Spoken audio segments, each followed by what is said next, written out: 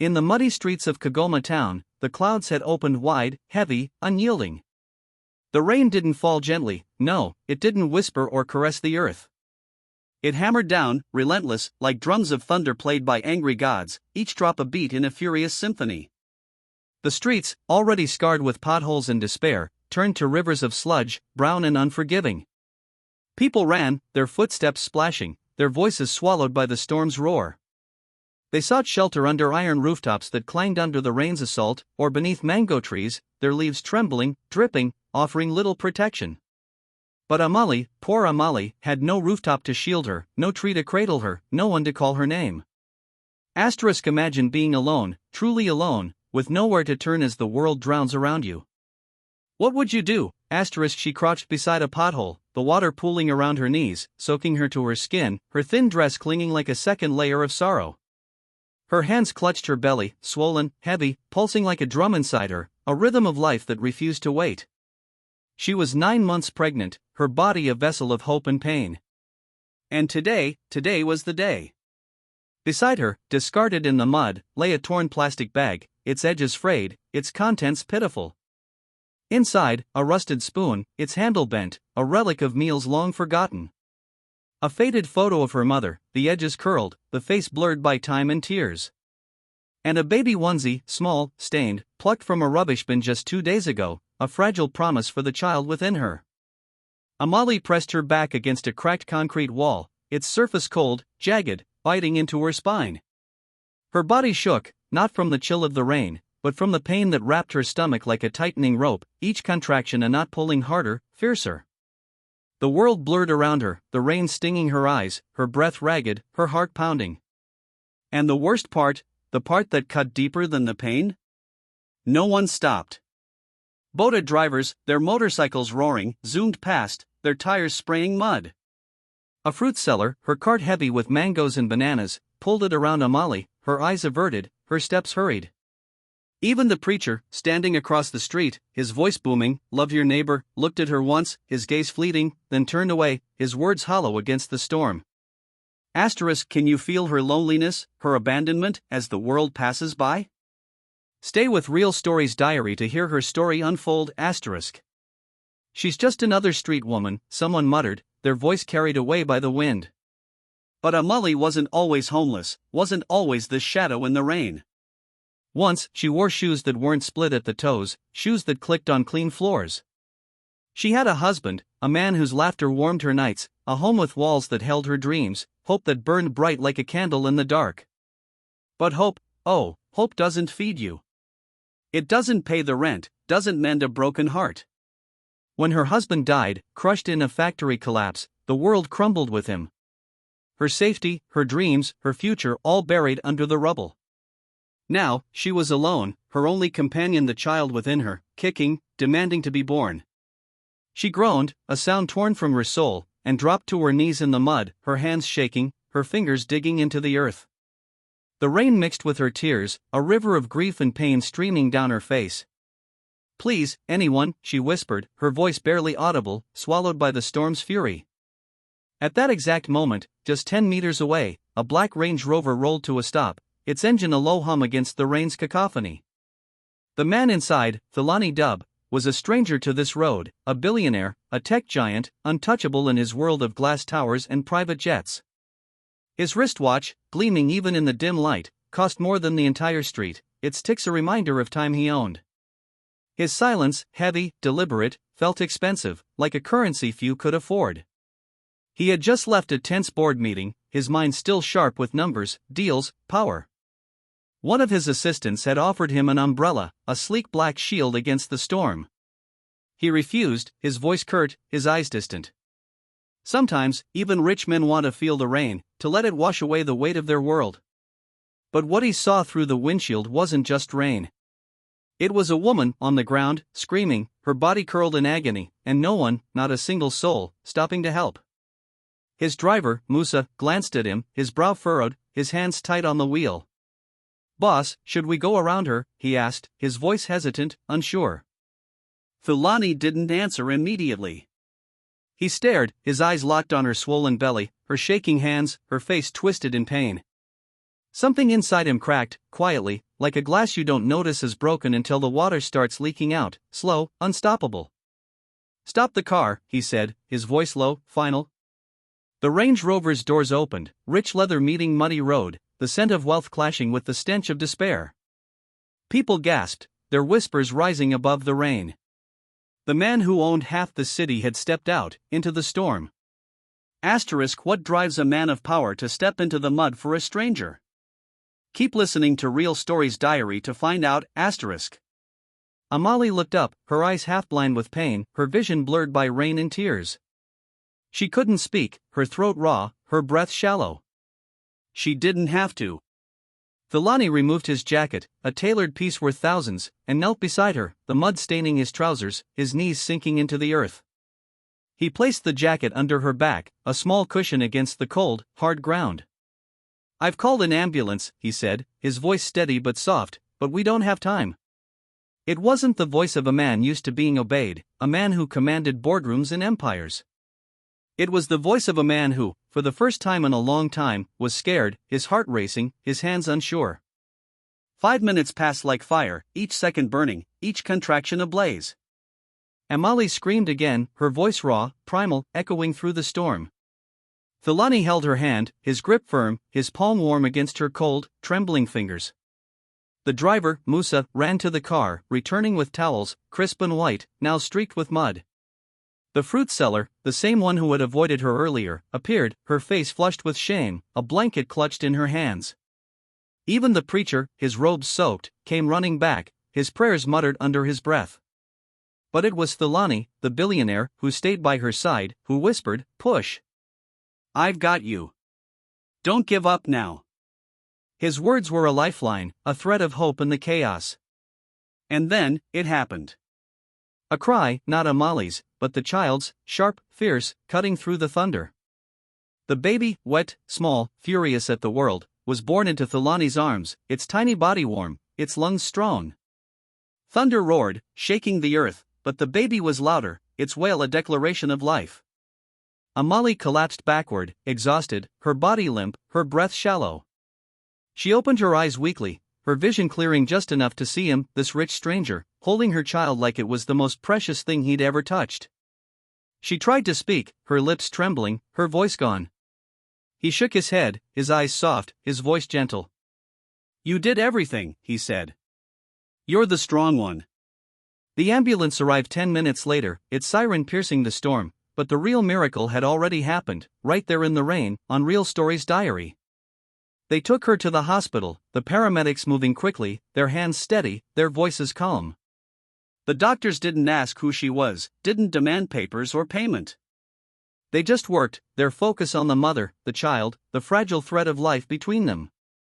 When the baby's heartbeat stabilized, strong and steady, and Amali finally slept, her body surrendering to exhaustion, Thilani stood outside the ward, his clothes still damp, his shoes caked with mud. In his hands, he held her torn plastic bag, wet, worthless to anyone else. But to her, it was everything, a collection of her life's remnants. Inside, he saw the baby onesie, dirty, faded, but folded with care, as if it held the weight of her dreams. Thilani stared at it, his fingers tracing the fabric, his mind replaying the moment, the cry, the rain. He had signed million-dollar deals in suits sharper than knives, flown in private jets above the clouds, given speeches in glass towers that touched the sky, but nothing had felt like this raw, unfiltered moment of life, of humanity. The driver, Musa, stood nearby, his eyes questioning. "Should we go now, sir?" he asked, his voice soft, respectful. Thilani shook his head, his gaze still on the bag. "No," he said, his voice firm, resolute. He sat on the hard bench outside her room, the plastic seat cold, unyielding. He stayed there until morning, his eyes heavy, his mind racing, his heart changed. When Amali woke, her eyes fluttering open, she thought it had been a dream, the baby, the man in the rain, the jacket under her back, the voice urging her to push. But then she looked to the corner of the room, and there it was, a fresh blue baby blanket, soft and clean, a stack of diapers, a warm flask of tea, its steam rising like a promise. The nurse entered, her smile kind, her hands gentle. "The man who brought you left this," she said. Amali clutched the blanket, her fingers sinking into its softness. It wasn't just fabric, it felt like safety, like a shield against the world. She held it to her cheek, like a child seeking comfort, her eyes closing, her heart steadying. The nurse smiled again. You and your baby are safe now, for 3 days. After that, the bed will be needed. 3 days. That's all she had, 3 days before the world would demand she face it again. What would you do with only 3 days to hold on to hope? Real Stories Diary brings you deeper into this journey. Meanwhile, Thilani returned to his mansion, a sprawling estate with 12 rooms, each one grand, each one empty of warmth. The walls gleamed with marble, the floors shone with polish, but the silence was deafening, a reminder of what wealth couldn't buy. He couldn't stop thinking about her, about Amali, her eyes not full of fear, but fight, a fire that burned even as she bled, even as she shook. She didn't beg, didn't plead. She endured, her strength a quiet force, unshakable. He remembered his mother, a woman with that same fire, a woman who raised him with nothing but strength in her eyes, her hands calloused, her heart boundless. At his dining table, white marble stretching long and cold, his food untouched, he whispered to the empty room, "I can't walk away." The words hung in the air, a vow, a decision. The next morning, he returned to the hospital, his steps purposeful, his heart heavy. Amali was there, sitting on the edge of the hospital bed, her baby cradled in her arms, her face a mix of exhaustion and wonder. She looked up, her eyes widening, surprised, confused, a flicker of fear passing through them. "You again?" she asked, her voice soft, hesitant, barely above a whisper. Thilani smiled, a small, genuine smile that softened his sharp features. "You look better," he said, his tone warm, encouraging. She looked away, her gaze dropping to her baby, her fingers tracing the tiny face. "They said I have 2 more days," she murmured, her voice heavy with the weight of those words. "Not anymore," Thilani said, his voice firm, unwavering. She blinked, her eyes meeting his, searching for meaning. "I've spoken to the director," he continued. "Your bills are covered. You can stay until you're strong enough." Her breath caught, her lips parting, but before he could say more, she cut him off, her voice sharp, desperate. "Why?" she asked, her eyes narrowing, her heart guarding itself. "Because no one else did," he said simply, his words raw, honest, cutting through the space between them. Amali didn't cry, she was past crying, her tears long spent, but her lips trembled, a faint quiver betraying her strength. She nodded once, a small, reluctant gesture. "Thank you," she whispered, her voice breaking. He stepped forward, his eyes softening, his voice gentle. "And the baby? What's her name?" She looked down at the child in her arms, her face softening, her eyes glowing with love. "Zanil," she whispered, the name a prayer, a promise. "It means we are enough." Thilani's throat tightened, his chest heavy with emotion. He nodded, his eyes lingering on her, on Zanil, then turned and walked out, his steps slow, his mind unable to leave the room. He kept thinking, repeating her words in his head, Zanil, they were enough. But he could give them more, he could offer them a chance, a future. How far would you go to change someone's life, to give them more than enough? Stay tuned to Real Stories Diary for the next chapter. A week passed, then 2, each day a small victory, a step toward healing. Amali was walking now, her steps stronger, her eyes brighter, her heart lighter, if only by a fraction. Zanil, her baby, cried loudly, her wails filling the hospital room, but she also laughed softly, a sound like sunlight breaking through clouds. She held her mother's thumb, her tiny fingers gripping tight, as if she never wanted to let go. The hospital nurses, their faces kind, their hands gentle, called Amali the miracle mama, their voices warm with admiration. But Amali knew miracles don't last forever, knew the world waited outside, harsh and unyielding. She had no job, no family left, no place to go once the hospital bed was needed for another. She was getting better, her body healing, but inside, she was still broken, her heart scarred, her future uncertain. One morning, seeking air, seeking a moment of peace, she stepped outside the hospital, the sun warm on her face, the breeze soft against her skin. And there he was, Thilani, in a plain shirt, no driver, no entourage, just him, leaning against his car, a small brown envelope in his hands. "I want to show you something," he said, his voice quiet, earnest. She hesitated, her eyes narrowing, her heart wary. "Why?" she asked, her voice sharp, guarded. Because I can't stop thinking about that day, he said, his eyes meeting hers, raw, unguarded. She looked at Zanil, nestled in her arms, then nodded, a small, reluctant gesture.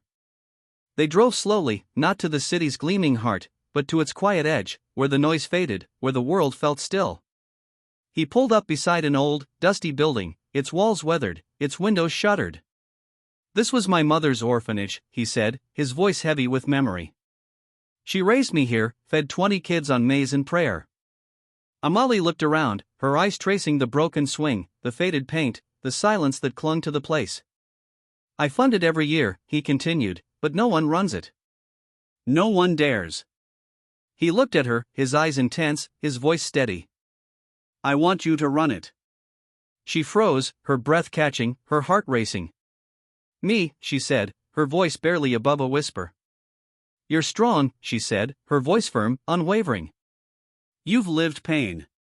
She's endured it. She looked at him, her eyes wide. You didn't just break, he said, his voice soft, almost a plea. She looked away, her gaze distant, her voice bitter. I'm not just a woman, she murmured, her voice breaking. He stepped closer, his voice cutting through her doubts. She gave life in the storm. He shook her head, her eyes blinking hard, fighting tears. You'll have everything, she said, his voice gentle. A place to live here, a job, a way forward. Her knees nearly buckled, her body trembling, but she held Zanil tight, her eyes steady. She whispered, he wants nothing more than you can give. He smiled gently, his eyes softening. Just promise me, he said, she'll grow up believing in love. That night, she stood in the orphanage's small kitchen, the air thick with dust and memory. She boiled water, the kettle hissing softly, washed the bottles, their surfaces gleaming, cleaned the cobwebs, their threads clinging to the broom. She felt something new, something fragile, a beginning, a chance to rebuild, to belong. She closed her eyes, her heart pounding, the sound of the water fading, a prayer of hope in her chest. Zanil stirred in the corner, her coos soft, her presence a light in the dark. Thilani sat on the floor, his suit incongruous against the cracked tiles, playing peekaboo with her, his laugh deep, genuine.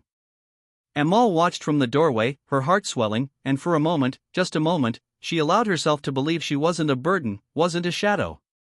She was home, a home she hadn't known in years, a home she could build for Zanil, for herself.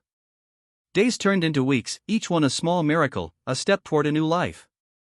Amal ran the orphanage with a quiet strength, her hands steady as she cleaned, her voice warm as she cooked, her laughter bright as she hugged children who hadn't smiled in months, their eyes wide, their hearts opening. The township began to whisper, their voices carrying awe, who is that woman with fire in her heart? Thilani kept visiting, his presence a constant, a comfort. Sometimes he brought diapers, their soft stacks a promise of care. Sometimes he brought books, their pages filled with stories of hope. Sometimes he brought nothing but himself, his time, his quiet attention. Zanil began to recognize him, her eyes lighting up when he entered, her cries softening when he held her, his arms gentle, his touch sure. One evening, under a mango tree behind the orphanage, its branches heavy with fruit, Amal sat beside Thilani, Zanil sleeping on her chest, her breath soft, even. Why me? She asked again, her voice soft, searching. I don't know, he said, his voice honest, raw. Maybe because I saw myself in your silence, in your strength. Amal didn't reply, her eyes lifting to the stars, their light faint against the vast sky. She looked at them, her heart quiet, wondering if they could guide her home. But not all stars lead, not all paths are clear. One Sunday afternoon, as the children played, their laughter filling the air, a woman appeared at the orphanage gate, her presence sharp, out of place. Her heels, too high for the dusty earth, sank into the mud, her perfume, too loud, cloying, overwhelming the air. Amal stepped out, her posture calm, her eyes wary. The woman raised an eyebrow, her lips curling into a smirk.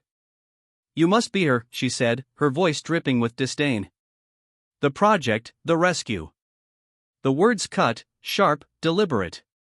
I'm sorry, who are you? Amal asked, her voice steady, though her heart raced. I'm Thilani's fiancé, the woman said, her words a blow, a crack in Amal's chest. The woman laughed, a cold, mocking sound. Don't act surprised, she said. You didn't think a man like him was saving you because of charity, did you? Amal said nothing, her face still, her heart breaking. The woman leaned closer, her voice low, venomous. Enjoy this little fairy tale while it lasts, she said, then turned, her heels clicking, her perfume lingering like poison in the wind. That night, Amal didn't eat, her stomach knotted, her heart heavy. She watched Sunil sleep, her tiny chest rising and falling, and whispered, "Don't grow up believing everyone who's kind is yours." The words were a warning, a shield for her daughter, for herself. Can a heart, so full of hope, survive the sting of betrayal? Real Stories Diary brings you deeper into this tale. The next morning, Amal packed her bag, her movements slow, deliberate, just as she had when her husband died, when the streets became her home. She folded Zanil's onesie, her hands trembling, her eyes dry. She left a note for Thalani, her handwriting steady, her words final, "Thank you for everything, but I refuse to be anyone's project." And she disappeared, her steps fading into the dawn, Zanil cradled against her chest, her heart closed, her future unknown. When Thalani arrived later that day, the orphanage was quiet, too quiet, the air heavy with absence. Amal was gone. Zanil was gone. Only the letter remained, its words a wound. He read it once, his hands shaking, then again, his eyes burning, and sat on the cold cement floor, his head in his hands, his heart shattered. He searched for her everywhere, his steps desperate, his voice hoarse, back streets, clinics, old shelters, even her faded, the rainy road where it had all began. He walked, his memories haunted, her smile haunting in every shadow, her voice echoing in every silence, his moments missed in every moment he hadn't said what mattered, that she wasn't just someone he'd helped. She was someone he needed, someone who'd changed him, someone he needed. He sat in his car, outside the orphanage, the night after nights, his eyes fixed, waiting, hoping, praying. But hope, like rain, doesn't always fall, never where you need it, sometimes it slips, it fades away, leaving only silence in its wake. One evening, under a sky bruised with clouds, he stood beneath the acacia tree by his mother's grave, his hands in pockets, the wind cold on her back, his heart colder still. "Mama, I think I broke something I didn't know how to hold," he whispered, his voice breaking, his tears falling. A soft voice, soft but steady, replied softly, "Then learn how to hold it properly." He turned, his heart stopping, eyes wide. Amal stood there, Zanil wrapped on her back, her eyes steady, her chin lifted, her presence a light in the dark. He walked toward her, slow, like approaching fire, careful, reverent. "I came here," she said, her voice calm, "because I needed to ask your mother if I belonged here." He nodded, slowly, his eyes locked on hers, his heart pounding. "You're not a chapter," he said, his voice raw, "you're the whole damn book." She didn't smile, not yet, her eyes guarded, her heart cautious. "But you were engaged," she whispered, her voice soft, accusing. "Was," he replied, his voice firm, final. "I broke it off the day I realized she didn't look at me the way you do." A tear slipped down her cheek, silent, heavy. She didn't want to be saved, she whispered, her voice breaking. She just wanted to be seen. He stepped closer, his forehead resting gently against hers, his voice a vow. "And I see you, Mal. I see you." They married slowly, in the very orphanage she'd once cleaned on her knees, the walls now bright with fresh paint, the air filled with laughter.